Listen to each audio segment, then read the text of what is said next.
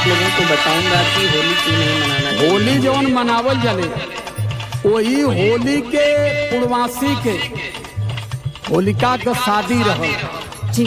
होलिका का शादी रहल। राजा हिरा कश्यप भगा देलन। देखिए कितना बड़ा राजा हिरा रहस्य छुपाया कश्यप गया भगा था देलन हम घर लोगों से प्रहलाद के कि अगर तुम्हें ब्राह्मणों की संगत अच्छी है तो भग जाओ यहाँ से। और जब घर से भगा देलन तो उनका फुआ रली होलिका बली एक भतीजा जी, कम से कम चने के भोजन करा दे। चोरी चोरी घर से भोजन लेकर के होलिका जब जंगल में जाती है और जब होलिका जंगल में जाती है तो उस समय प्रहलाद जो है नशा में धुत था और 7 ब्राह्मण पुत्रों ने होलिका को जबरदस्ती पकड़ करके घसीट करके ले गए और बलात्कार किए उसके साथ। सुनो, बलात्कार किए और उसी रात को होलिका को आनंद फानन में वो सब आग के हवाले किए। होली काहे पिछड़े समाज पर थोपल गई। होली के सरर और पिछड़ा समाज काहे कराला ये बतावत है। सुना जी बताइए। अरे मजरा पिए देखा प्रहलाद रोजनवा। जागो भगवान जागो, अभी टाइम हो जाता है होली का ही सुनाते ही छनवा।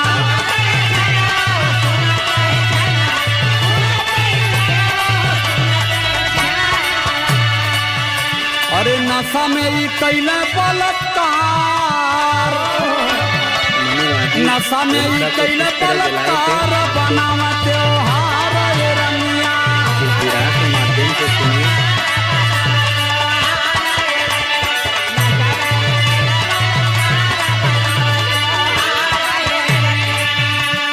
होलिका के साथ ये सब बलात्कार किए। कहला कि अगर भाई राजा हो जान जाई तो बहने मुआ गई। होलिका को ले गए उस झाड़ी में छुपा करके और केहू का गोहरा मड़ई पतई ऊख जौन पर ले जाके गांच के होलिका के जरावे का प्रयास कैलन। होलिका पूर्ण रूप से मरी नहीं थी, बेहोश थी। आग की लपेट से भगने लगी। जब भगने लगती है तो चारों तरफ से घेर घेर करके जैसे लोग होलिका जरावे ना होल लड़ी करते हैं चारों तरफ, वही संस्कार आज भी सभा स्थापित किए। जब वो लड़की भागने लगी तो उसे घेर घेर करके लाठियों से मार मार करके हिरा कश्यप की बहन होलिका को जलाए। और जब होलिका को जलाते हैं तो होता है क्या। अच्छा, इतना बड़ा भेद तब से लेकर आज तक छुपाए थे।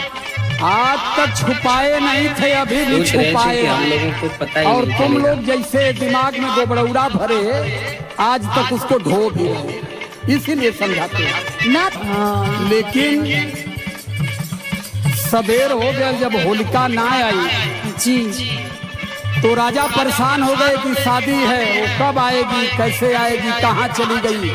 तो राजा हिरा कश्यप का पत्नी यानी प्रहलाद का मतारी बतौली ये बात के कि रतिया के गई लली प्रहलाद के खियावे खाना खियावे बजे लौटली ना। तब राजा ने तुरंत गुप्तचरों को भेजा कि पता लगाओ। तो गुप्तचरों द्वारा ये पता चला कि रतिया के ऊपर बलात्कार के मुआई के फूक देना। दूसरे दिन राखी भी वहां से उठा लेना जौने के धुरहंडी कहल जले। राखी भी उठा के फेंक देना कि ना राखी रही और न एक जांच पड़ताल चली। इसलिए राजा ने उन 7 ब्राह्मण पुत्रों को पकड़वा लिया और पकड़वा करके तलवार से उनके दिमाग पर लिखा है अबीर। ये वीर नहीं है, ये घटिया है। और वही के रंग का अबीर लड़की रंग का सब लोग लगा काला भैया ये अबीर है, मतलब तू वीर ना हुआ महा घटिया वह सब धोवत है आज। इसलिए पिछड़े समाज को मैं बार बार कह रहा हूँ कि अपने इतिहास को जानने का प्रयास करिए। इतिहास को जानिए और ब्राह्मणों की गुलामी से आप मुक्ति पाइए। सुना? हाँ बताइए। अबला के मारल लोग वीर ना कहाई। राजा ने कहा था कि जो अबला के साथ बलात्कार किया, अबला की हत्या किया, वो वीर नहीं हो सकता।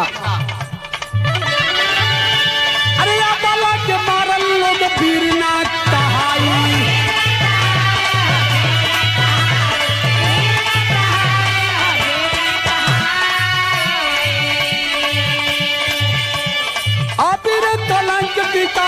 खोलन लगाई।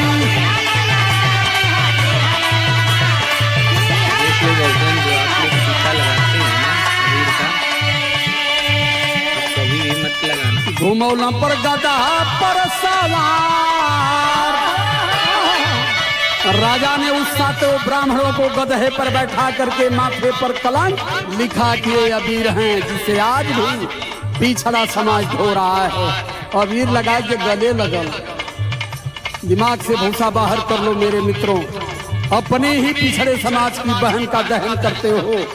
और अबीर का मतलब अबीर मने जो महिलाओं का बलात्कारी है, जो महिलाओं का हत्यारा है, उस चीज को अपने माथ पर तिलक दे करके आप खुशी मनाते हो। पंडित जी के द्वारे बजाला होली खेले रघुवीरा, तुहरे द्वारे बजेले आओ रे बाबा बुलावा आओ रे। इस चीज को भी अपने नॉलेज में और अपने ध्यान में रखिए।